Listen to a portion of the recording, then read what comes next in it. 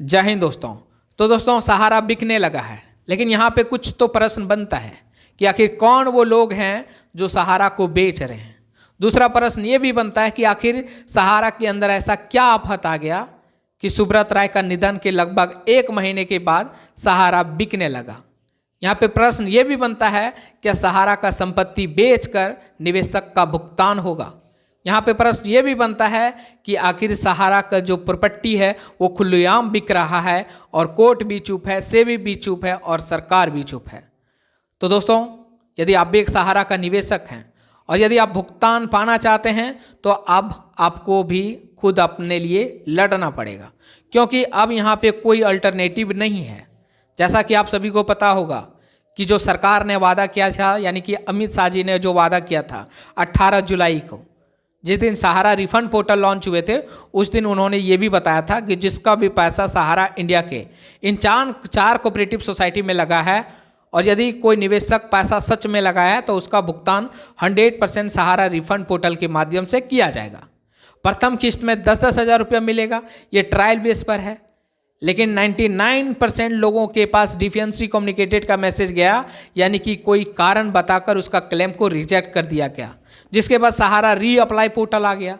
लेकिन सहारा री apply portal का सच्चाई तो ये है, सिर्फ अभी वहाँ पे वही लोग क्लेम कर सकते हैं जिसका इन्वेस्टमेंट 19,999 रुपया सोसाइटी के अंदर लगा हुआ है। लेकिन सच तो ये है कि वो भी लोग यहाँ पे अभी री अप्लाई नहीं कर पा रहे हैं, क्योंकि वहाँ पे तरह तरह का प्रॉब्लम अभी भी देखने को मिल रहा है। बाकी जिसका भी इन्वेस्टमेंट 19,999 रुपया से ज़्यादा है वो अभी भी यहाँ पे री क्लेम नहीं कर सकते हैं। तो ये था सहारा रिफंड पोर्टल का हाल। आप सभी को मैं बता दें कि 29 दिसंबर तक यदि 5,000 करोड़ रुपया निवेशक को लौटा दिया जाता है तब तो ठीक है, बाकी जो पैसा बचेगा वो सीबी के रिफंड खाते में फिर से चला जाना। हालांकि ये 29 दिसंबर को ही लगता है पता चलेगा कि इसका डेट एक्सटेंड किया जाएगा या फिर पैसा रिटर्न जाने वाला है। लेकिन जिस तरीके से अभी सहारा के अंदर चल रहा है, प्रॉपर्टी बेचने का काम चल रहा है, लगता है कि सहारा रिफंड पोर्टल को बंद ही करना पड़ेगा। तो यहाँ पे जो तमाम सवाल उठ रहे हैं, आखिर इसका जो क्लियरिफिकेशन है भाई साहब आपको कहीं भी ऑफिशियली नहीं मिलेगा। तो दोस्तों अब आते हैं मेन मुद्दा पर कि आखिर कौन वो लोग हैं जो सहारा को बेच रहे हैं।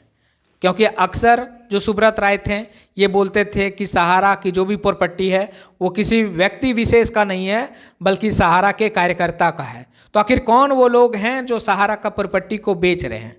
तो क्या सहारा का जो प्रॉपर्टी बिकेगा, जो भी पैसा मिलेगा, क्या निवेशक का भुगतान होगा? और यदि आपके मन में ये सवाल है ना और आपको लगता है कि भुगतान होगा, तो सोचिए सहारा हॉस्पिटल बिक गया जो लखनऊ में था, गोमती नगर में, वो 940 करोड़ रुपया में बिक गया, जिसका मालिक मैक्स हेल्थ केयर बन गया है। तो उस पैसा से क्या निवेशक का भुगतान होने वाला है? ऐसा कुछ होने वाला नहीं है। न्यूज़ के माध्यम से ये पता चल रहा है कि सुब्रत राय जब जेल जा रहे थे उसमें 500 करोड़ रुपया लोन लिया था संस्था से। लोन इसलिए लिया था क्योंकि सेबी के रिफंड खाते में उन्हें पैसा जमा करना था और वही लोन को यहाँ पे पेमेंट किया जाएगा, लेकिन गरीब निवेशक का पेमेंट नहीं किया जाएगा। बाकी अब ये भी न्यूज़ आने लगा है कि सहारा के 3 बड़े होटल भी बिकने वाले हैं, उस पर भी नीलामी चालू हो चुका है, उस पर भी बोली लगना चालू हो चुका है।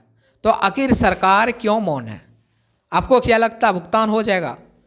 बाकी जैसे ही कंप्लीट अपडेट आता है आप सभी को मैं ज़रूर अवगत करवाऊंगा, लेकिन इसे हम लोगों को लगकर, सारे लोगों को मिलकर इमीडिएट रोक लगाना चाहिए। तो दोस्तों आपका क्या राय है कमेंट सेक्शन में ज़रूर दीजिएगा। बाकी जैसे जैसे कुछ अपडेट आते रहता है मैं आप सभी को अपडेट करता रहूँगा। और यदि आप इस चैनल पर नए हैं तो चैनल को सब्सक्राइब कर लीजिए, वीडियो को लाइक करिए और अधिक से अधिक शेयर करिए। आज के लिए इतना ही, फिर से मिलते हैं नेक्स्ट वीडियो में। जय हिंद, जय भारत।